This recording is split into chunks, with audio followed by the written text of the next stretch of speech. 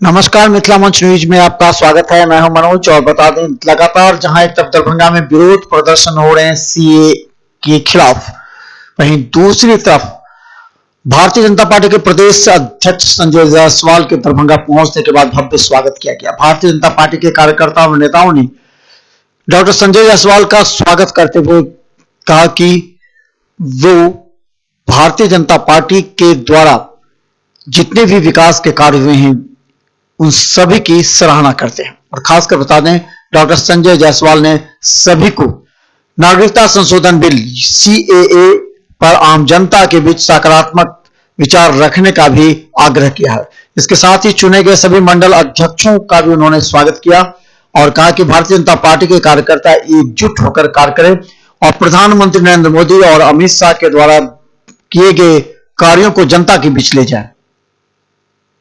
इस मौके महात्मा गांधी जी ने जो कहा था, उस संकल्प को पूरा करने का काम अगर इस देश में किसी ने किया है तो उसका नाम नरेंद्र भाई मोदी है। और उसने इस देश के बाहर जो 3 देश है, इस देश का बंटवारा विस्तार पूर्वक अध्यक्ष जी बताएंगे। दुनिया का कोई व्यक्ति नहीं जानता है कि हिंदुस्तान का बंटवारा धर्म के आधार पर हुआ था। और धर्म के आधार पर अगर ये देश बट गया तो धार्मिक उत्पीड़न के शिकार अल्पसंख्यक, पाकिस्तान में रहने वाले अल्पसंख्यक, धार्मिक उत्पीड़न का शिकार होने वाले बांग्लादेश के अल्पसंख्यक, अफगानिस्तान के अल्पसंख्यक अपने मूल जगह पे नहीं जाएंगे। तो नागरिकता कानून विधेयक 2019 जो पास हुआ, हम लोग की सरकार ने पास किया। और आपने एक शब्द इसमें पढ़ा जो नीतीश मिश्रा जी का गढ़ा हुआ है, भारतीयता की प्रतिध्वनि। मतलब इस नागरिकता कानून विधेयक जो 2019 में पास हुआ, उसमें भारतीयता की प्रतिध्वनि झलक रही है। और हमारे प्रदेश के अध्यक्ष संजय जायसवाल जी जब लोकसभा में बोल रहे थे तो उन्होंने कहा था कि चाणक्य ने कहा है कि विदेशी कोख से पैदा लिया हुआ बेटा कभी भी देशभक्त नहीं हो सकता है।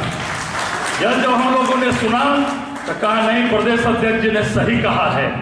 कोई भी विदेशी पर उनका वो विरोध करें, लोगों को बरगलाकर झूठी बातें बताकर भ्रम पैदा करने की कोशिश कर रहे हैं। और आज आप सबको यहाँ एकत्रित करके यही प्रयास है कि सही जानकारी आप लोगों तक साझा करें, चाहे सोशल मीडिया के माध्यम से, लोगों से बातचीत करके, आपसी संवाद करके, और सही बातें आप बताएंगे। जो व्यक्ति इन बातों को सुन लेता है उसके मन में कोई संशय नहीं रहता है। तो अंत में आप सबको हृदय से धन्यवाद। और आदरणीय डॉक्टर संजय जायसवाल जी का, मिथिला की धरती दरभंगा जो मिथिला का हृदय है, हम भी आपका अभिनंदन करते हैं और आप सभी साथियों का अभिनंदन करते हैं कि इस मौसम में भी आप यहाँ पर आप आए हैं। और आपके आने से उन सभी लोगों के मुंह पे करारा तमाचा लगेगा आने वाले समय में, जो भ्रम फैलाकर निरी निर्दोष लोगों को बहकाकर अपने स्वार्थ की पूर्ति करने में लगे।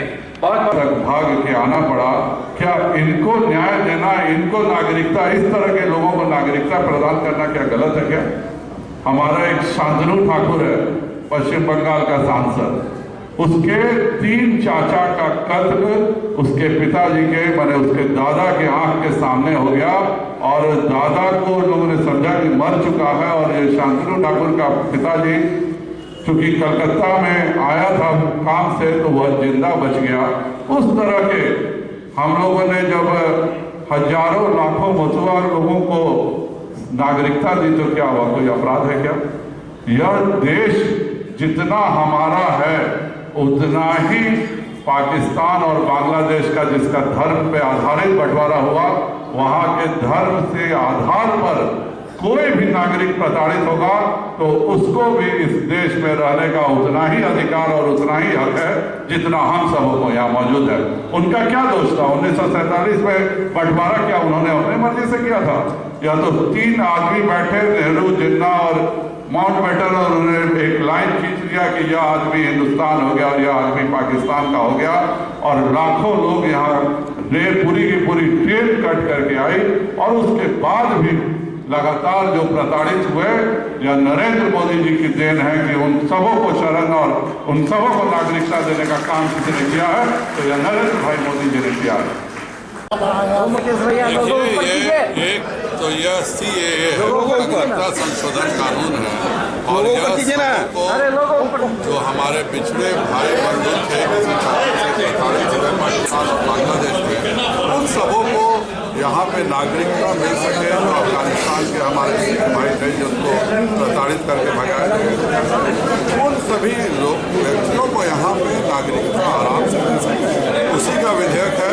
इसी के सहारे कुछ दल अपनी रोटी सेकना चाहते हैं, लोगों को भय दिखाना चाहते हैं, और यह भय की परंपरा बहुत पुरानी है।